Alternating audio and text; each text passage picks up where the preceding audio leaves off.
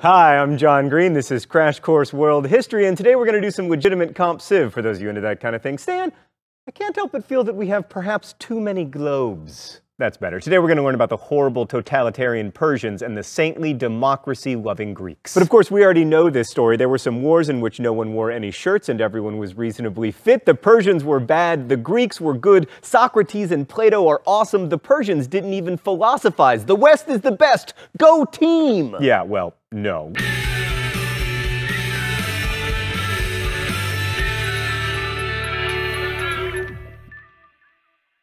Let's start with the Persian Empire, which became the model for pretty much all land-based empires throughout the world, except for, wait for it, the Mongols.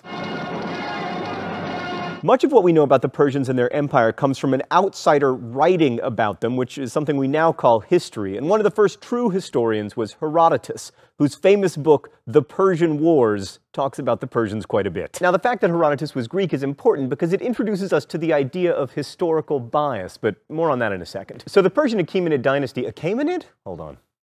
Achaemenid or Achaemenid.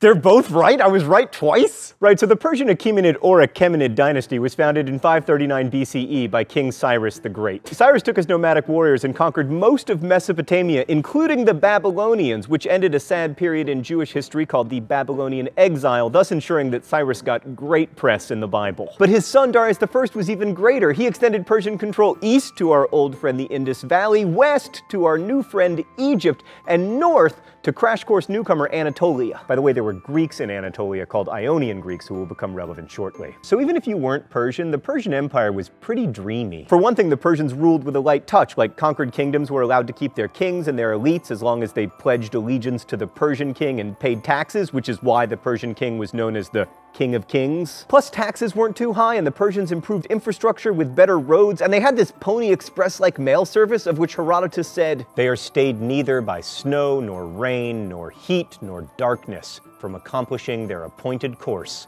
with all speed." And the Persians embraced freedom of religion, like they were Zoroastrian, which has a claim to be the world's first monotheistic religion. It was really Zoroastrianism that introduced us to the good-evil dualism we all know so well, you know, God and Satan, or Harry and Voldemort. But the Persians weren't very concerned about converting people of the empire to their faith. Plus, Zoroastrianism forbids slavery, and so slavery was almost unheard of in the Persian Empire. All in all, if you had to live in the 5th century BCE, the Persian Empire was probably the best place to do it. Unless, that is, you believe Herodotus and the Greeks. We all know about the Greeks. Architecture, philosophy, literature. The very word music comes from Greek, as does so much else in contemporary culture. Greek poets and mathematicians and architects and philosophers founded a culture that we still identify with, and they introduced us to many ideas, from democracy to fart jokes. And the Greeks gave the West our first dedicated history. They gave us our vocabulary for talking about politics. Plus, they gifted us our idealization of democracy, which comes from the government they had in Athens. When we think about the high point of Greek culture, exemplified by the Parthenon and the plays of Aeschylus, what we're really thinking about is Athens in the 4th century BCE, right after the Persian Wars. But Greece was way more than Athens. Greeks lived in city-states, which consisted of a city and its surrounding area. Most of these city-states featured at least some form of slavery, and in all of them,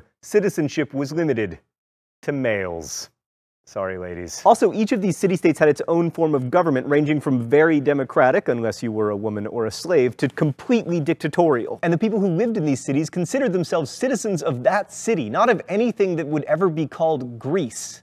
At least until the Persian Wars. So between 490 and 480 BCE, the Persians made war on the Greek city-states. This was the war that featured the Battle of Thermopylae, where 300 brave Spartans battled, if you believe Herodotus, 5 million Persians, and also the Battle of Marathon, which is a plain about 26.2 miles away from Athens. The whole war started because Athens supported those aforementioned Ionian Greeks when they were rebelling in Anatolia against the Persians. That made the Persian king Xerxes mad, so he led 2 major campaigns against the Athenians, and the Athenians enlisted the help of all the other Greek city-states. In the wake of that shared Greek victory, the Greeks began to see themselves as Greeks rather than as Spartans or Athenians or whatever. And then Athens emerged as the de facto capital of Greece and then got to experience a golden age, which is something that historians make up. But a lot of things did happen during the golden age, including the Parthenon, a temple that became a church and then a mosque and then an armory until finally settling into its current gig as a ruin. You also had statesmen like Pericles, whose famous funeral oration brags about the golden democracy of Athens with rhetoric that wouldn't sound out of place today. If we look to the laws, they afford equal justice to all in their private differences.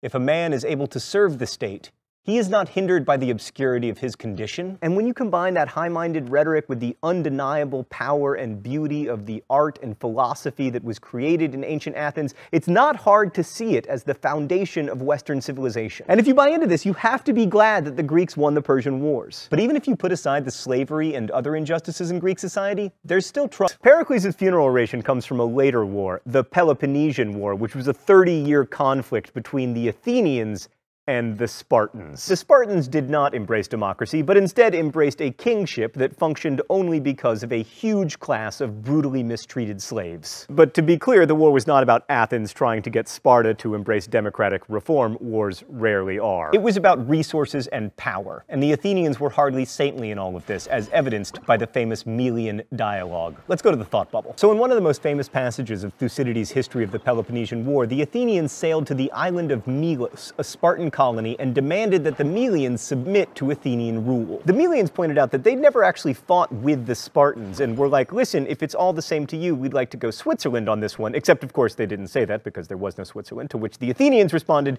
and here I am quoting directly, "The strong do what they can, and the weak suffer what they must." Needless to say, this is not a terribly democratic or enlightened position to take. This statement, in fact, is sometimes seen as the first explicit endorsement of the so-called theory of realism in international relations. For realists, interaction between nations or peoples or cultures is all about who has the power. Whoever has it can compel whoever doesn't have it to do pretty much anything. So what did the meritocratic and democratic Athenians do when the Melians politely asked not to participate in the fight? They killed all the Melian men and enslaved all the women and children. So yes, Socrates gave us his interrogative method, Sophocles gave us Oedipus, but the legacy of ancient Greece is profoundly ambiguous. All the more so because the final winner of the Peloponnesian War were the dictatorial Spartans. Thanks for the incredible bummer, Thought Bubble. So here's a non-rhetorical question. Did the right side win the Persian Wars? Most classicists and defenders of the Western tradition will tell you that of course we should be glad the Greeks won. After all, winning the Persian Wars set off the cultural flourishing that gave us the classical age, and plus, if the Persians had won with their monarchy, they might have strangled democracy in its crib and gave us more one-man rule. And that's possible, but as a counter to that argument, let's consider three things. First, it's worth remembering that life under the Persians was pretty good, and if you look at the last 5,000 years of human history, you'll find a lot more successful and stable empires than you will democracies. Second, life under the Athenians wasn't so awesome, particularly if you were a woman or a slave, and their government was notoriously corrupt. And ultimately, the Athenian government derived its power not from its citizens, but from the imperialist belief that might makes right. It's true that Athens gave us Socrates, but let me remind you, they also killed him.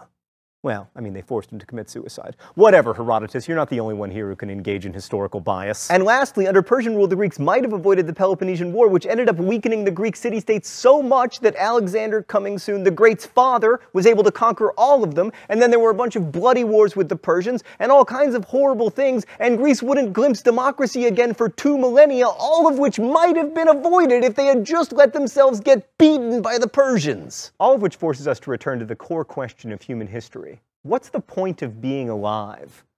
I've got good news for you, Guy. You're only gonna have to worry about it for about 8 more seconds. Should we try to ensure the longest, healthiest, and most productive lives for humans? If so, it's easy to argue that Greece should have lost the Persian Wars. But perhaps lives are supposed to be lived in pursuit of some great ideal worth sacrificing endlessly for. And if so, maybe the glory of Athens still shines, however dimly. Those are the real questions of history. What's the point of being alive? How should we organize ourselves? What should we seek from this life? Those aren't easy questions, but we'll take another crack at them next week when we talk about the Buddha. I'll see you then. Crash Course is produced and directed by Stan Muller. Our script supervisor is Danica Johnson. The graphics team is Thought Bubble, and the show is written by my high school history teacher, Raoul Meyer, and me. Thanks for watching, and don't forget to be awesome.